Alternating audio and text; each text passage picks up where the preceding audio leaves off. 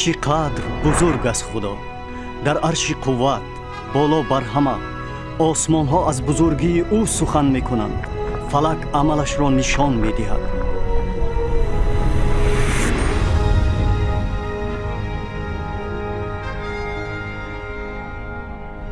روز بر روز سخن می گویند، شب تا شب او را مشهور می کنند.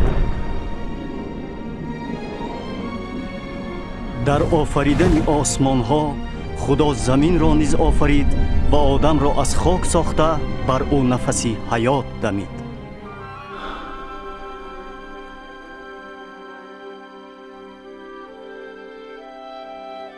خدای محبت آدم را به شباهت خود آفرید تا با وی مناسبت داشته باشد و در اول آدم خدا را حرمت میکرد، ترس داشت و با او میزیست.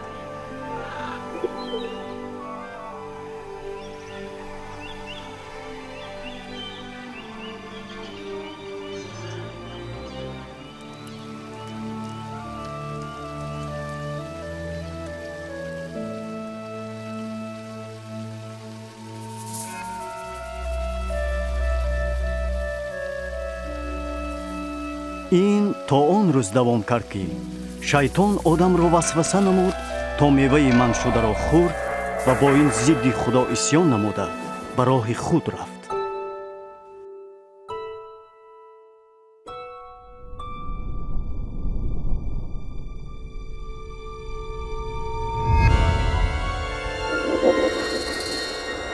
در نتیجه گناه آدم از خدا جدا شد و از باغ عدن رانده گشت.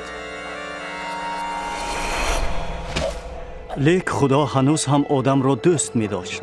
هیچ نیتی آن نداشت که از مخلوقش جدا باشد. اما چخیل خدا داوری عادل و مقدس می بود اگر آدم را برای گناهش محکوم نمی کرد. خدا در کتاب مقدس خود نقشه نجات عالم را از روز داوری آشکار می نماید. یکی از اولین کسانی که این نقشه را عیان دید ابراهیم بود.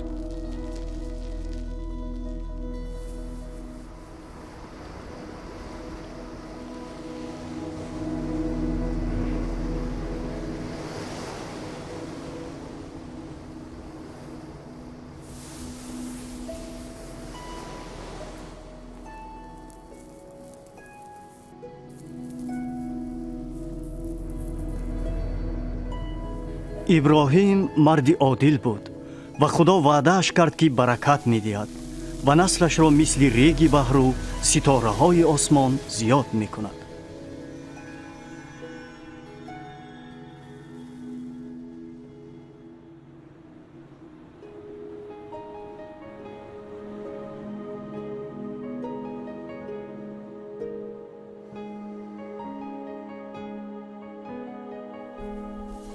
برای سنجش اطاعت خدا با ابراهیم گفت که پسرش را چون قربانی تقدیم نماید.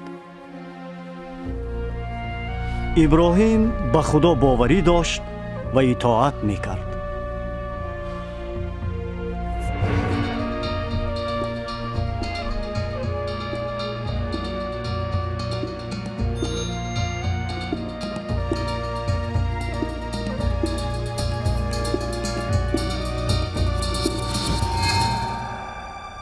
لیک چون او کارد برداشت که پسر را کشد، فرشته خدا باز داشتش.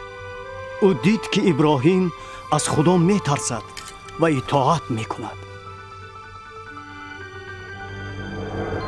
پس ابراهیم گوسفندی را دید که شاخهایش در بوته در مانده بود و وی به جای پسرش گوسفند را به خدا قربانی کرد.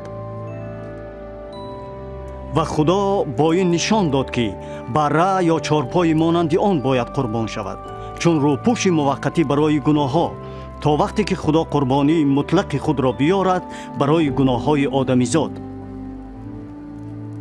بجای گناه آدم را از خدا جدا کننده، قربانی مناسبت های آنها را برقرار می کرد.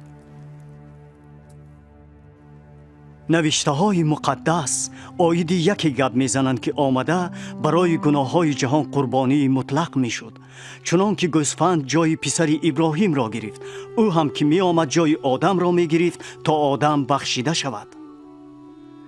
баъзе ин шахсро масеҳ мегӯянд ки бояд меомад ва ҷаҳонро ба худо оштӣ медод, як бор ва ҳамеша.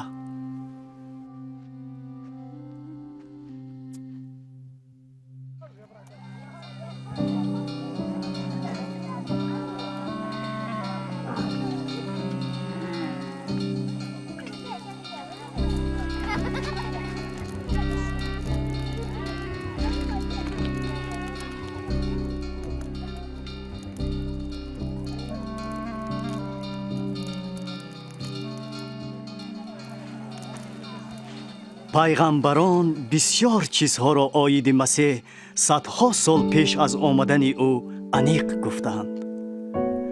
пайғамбар ишаъё пешгӯӣ кард ки тавлиди ӯ мӯъҷизавӣ мешавад. бокираи обистан шуда кӯдаке тавлид мекард ки он аз ҷиҳати рӯҳонӣ писари худо номида мешуд. пайғамбар Мико пешгӯӣ кард ки масеҳ дар Байтулаҳм таваллуд мешавад. Закарьё пешгӯӣ кард ки ӯ савори хар ба Иерусалим медарояд ва Яҳудо яке аз пайравонаш ба ӯ хиёнат мекунад.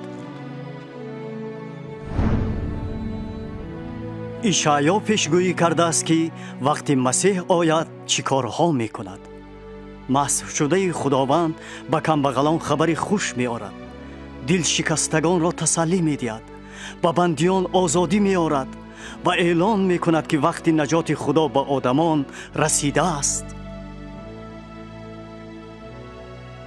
масеҳ кӣ буд? дар асри аввал пайғамбаре омад ки номаш Исо буд. бархе фикр карданд ӯ ҳамоне буд ки пайғамбарон дар борааш гап зада буданд.